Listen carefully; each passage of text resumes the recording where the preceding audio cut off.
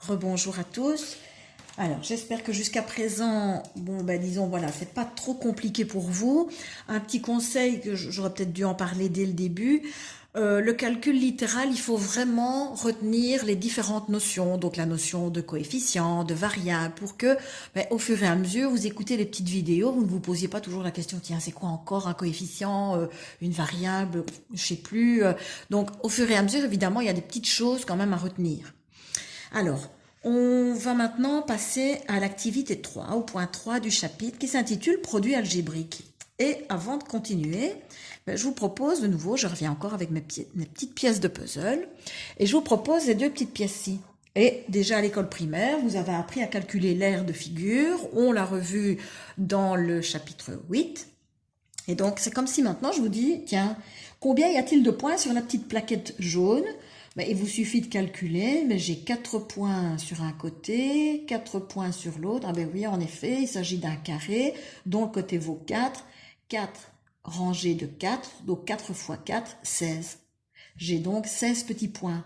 Ce que je viens de faire, j'ai donc calculé son aire. Si je fais la même chose avec ma pièce rectangulaire grise, j'ai 4 points sur la largeur, j'en ai 8 sur la longueur, donc j'ai 4 rangées de 8 ou 8 colonnes de 4, j'ai donc 32 petits points et je viens donc de calculer l'aire de mon rectangle gris.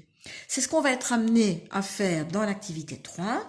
On vous dit qu'à l'école primaire, vous avez déjà appris certaines formules d'aire de figure. Voyons si, forcément, vous vous en rappelez. Je suppose quand même, puisque ça a été vu, puisque nous, forcément, on voit chapitre 7 après le 8. Donc, écrit une expression représentant l'aire des figures ci-dessous. Et notre petit amplix nous rappelle que l'aire d'un polygone est égale à la mesure de la surface intérieure de ce polygone. Le côté du carré vaut x, donc x fois x, autrement dit x carré. Mon rectangle, x fois y, xy, on verra, ça s'écrit xy. Et ici, pour le parallélogramme, je rappelle base fois hauteur. La base mesure x et la hauteur a. Et vous remarquez qu'on n'a pas écrit x fois a, mais ici, on a écrit a fois x. Ce serait d'ailleurs pas joli d'écrire xa. Donc, alors que dans la somme algébrique, je ne devais pas respecter l'ordre alphabétique. Donc, je pouvais écrire b plus c plus a, sans aucune difficulté, sans aucun problème. Par contre, le jour où j'écris B fois C fois A, c'est faux. On doit écrire A fois B fois C. Donc attention, pour le produit algébrique, je devrais toujours respecter l'ordre alphabétique. Pourquoi? Parce que les lettres seront même parfois amenées à être collées. Est-ce que le point, le signe fois est obligatoire? Non. Alors, il y aura certains professeurs qui vous diront que, on ne peut pas coller les lettres, donc d'autres vous diront qu'on peut les coller. C'est vrai que dans certains cas, le fait de les coller, vous pourriez oublier qu'il y a le signe fois entre eux. Mais si par exemple j'écris, n'oubliez jamais, 3 mètres, vous savez bien, même si on ne l'écrit pas, que c'est sous-entendu 3 fois 1 mètre. Donc il y a forcément le signe fois qui est sous-entendu entre un nombre et une lettre ou entre deux lettres. Ça, c'est une petite parenthèse. Alors, à la page 139, on vous demande de déterminer l'aire du rectangle ci-dessous. Donc, je reprends l'exercice. De nouveau, alors, j'ai deux possibilités. Vous voyez, première méthode, deuxième méthode. Mais ça, on va le voir ensemble. Ou bien, avec la première méthode, je remarque qu'il y a toute une série de petits rectangles à l'intérieur de mon grand rectangle. Donc, je sais que l'aire d'un petit rectangle de largeur A de longueur B vaut AB. J'ai AB plus AB plus AB plus AB plus AB plus AB plus AB plus AB plus AB, qui est relativement long bien sûr et pas très avantageux, autrement dit 9AB. Ou bien, pour aller beaucoup plus vite, je me rends compte que mon grand rectangle a comme largeur 3 fois A, comme longueur 3 fois B, j'ai donc 3A fois 3B. Comment faire? Je fais un peu le ménage. Les nombres entre eux, 3 fois 3, 9.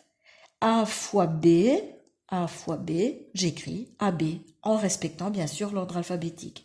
Donc quand on me demande, explique comment déterminer le produit de facteurs littéraux, pour multiplier des facteurs littéraux, il suffit de multiplier les coefficients entre eux, donc je rappelle les nombres, et les parties littérales entre elles, en écrivant les lettres par ordre alphabétique. Absolument.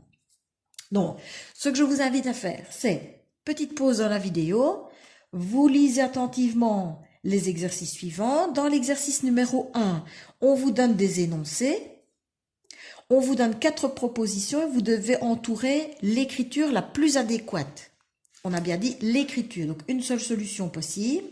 Dans l'exercice 2, là on a un assez long exercice comme pour les sommes.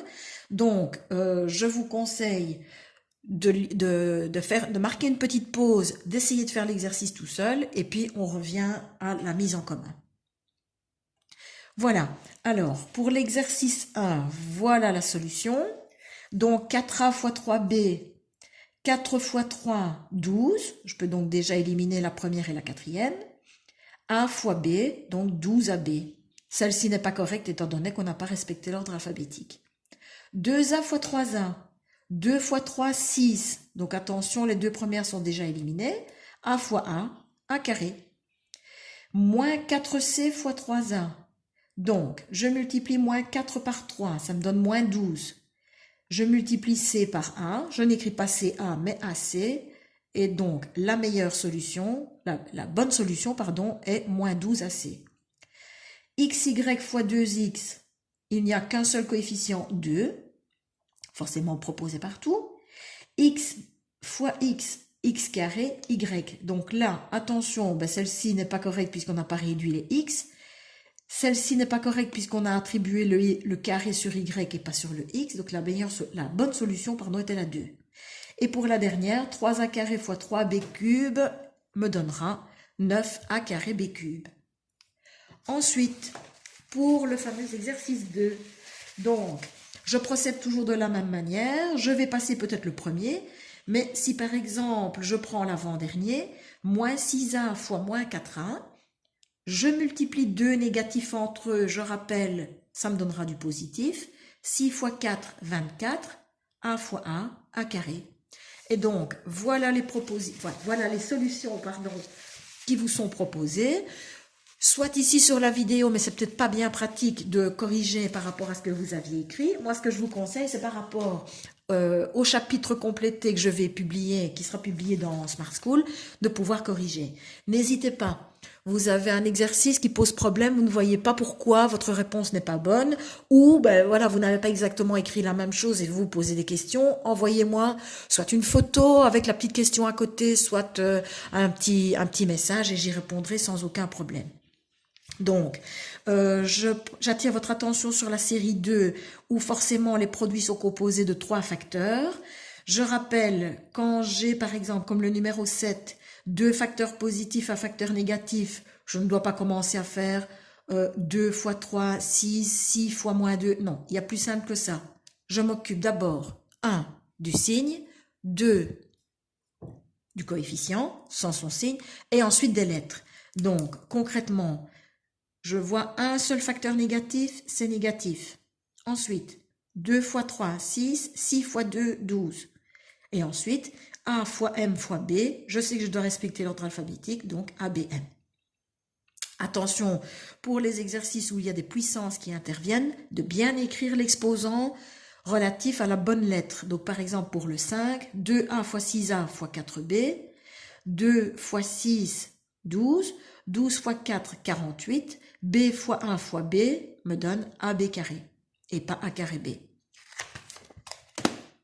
L'exercice 3 est un exercice à compléter. L'exercice 4 est un exercice où, de nouveau, on fait appel à la géométrie. L'exercice 5 est un exercice un mélange où vous devez réduire. Et l'exercice 6 est un exercice où on vous donne de nouveau des figures géométriques que vous devez compléter.